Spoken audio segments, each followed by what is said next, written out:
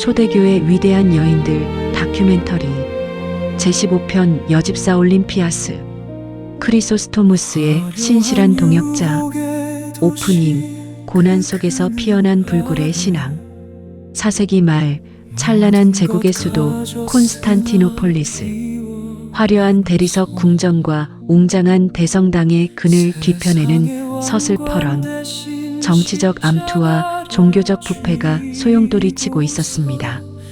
권력자들은 진리를 외치는 선지자의 입을 막으려 했고 세상은 타협을 강요했습니다. 이 잔인한 폭풍 속에서 황제의 가문과 막대한 부를 뒤로하고 오직 십자가의 길을 택한 한 여인이 있었습니다. 가난한 자들의 어머니이자 황금의 입이라 불리는 위대한 설교자 크리소스토무스의 가장 든든했던 동역자.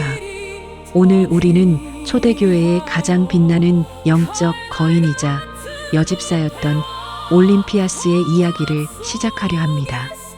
제1장 황금의 부와 귀족의 신분 그리고 영적 갈급함.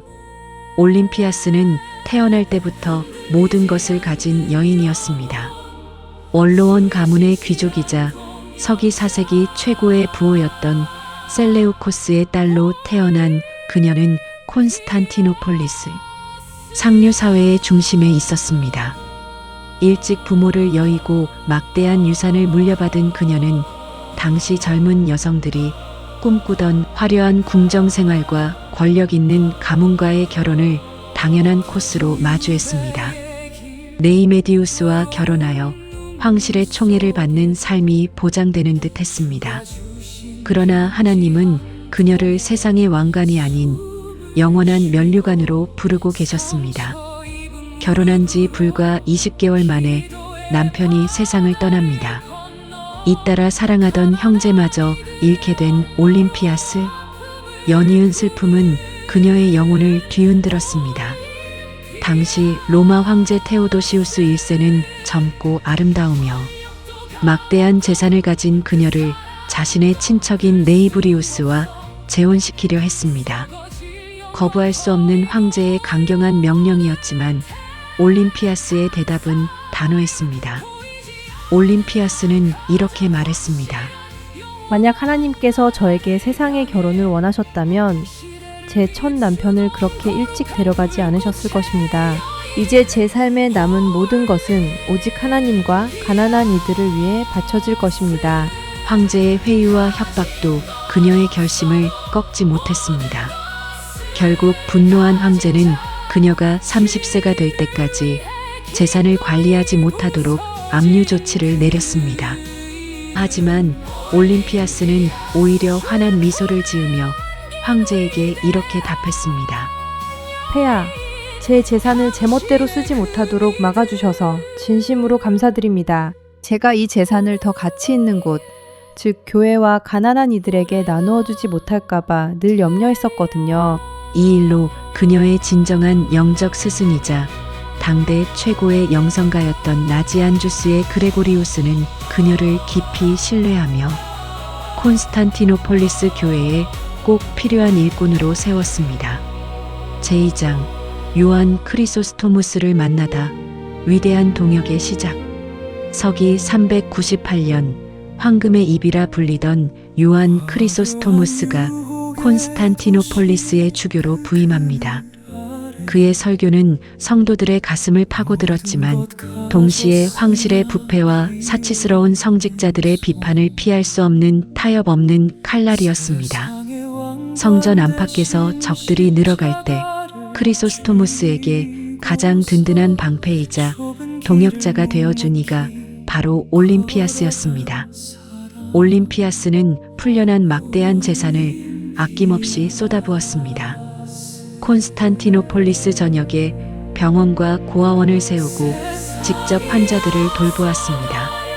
사막의 수도원들과 전 세계 핍박받는 교회들에 막대한 구제금을 보냈습니다. 자신이 이끄는 250여 명의 동정녀 공동체와 함께 기도의 최전선을 지켰습니다.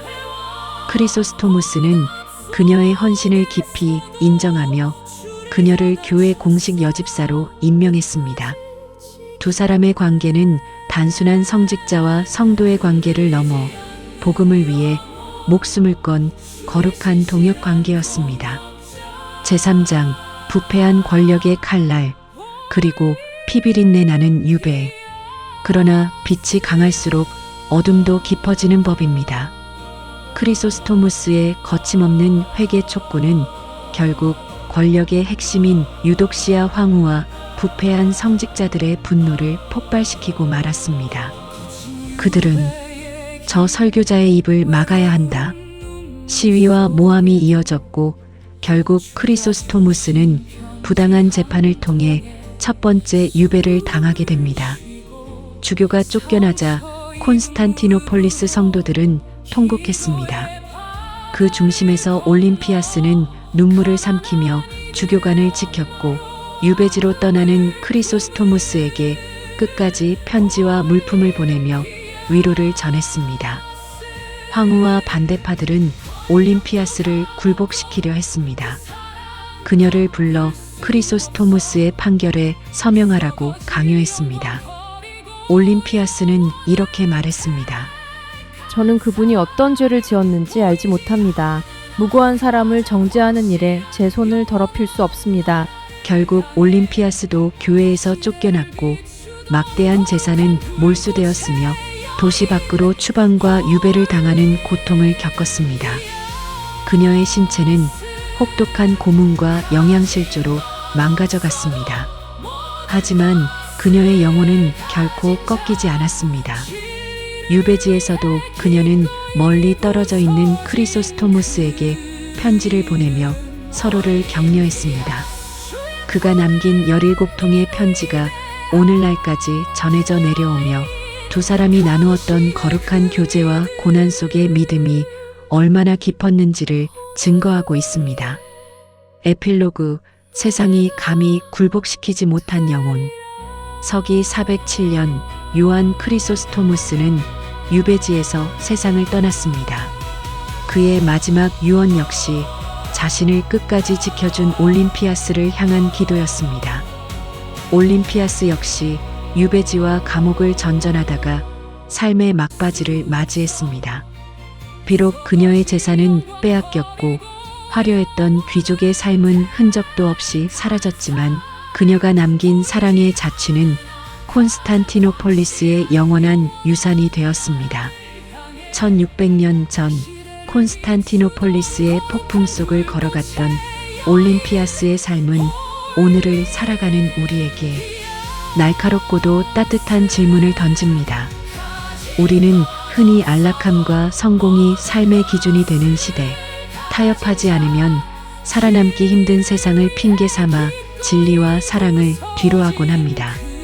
하지만 올림피아스는 세상의 찬란한 부와 권력보다 핍박받는 진리와 고통받는 이들의 손을 잡는 것이 진정으로 가치 있는 삶임을 온몸으로 증명해냈습니다. 오늘날 거친 세상 속에서 쉽게 흔들리는 우리에게 그녀의 불굴의 신앙은 세상이 감히 굴복시키지 못하는 영혼의 위대함이 무엇인지 조용히 일깨워주고 있습니다.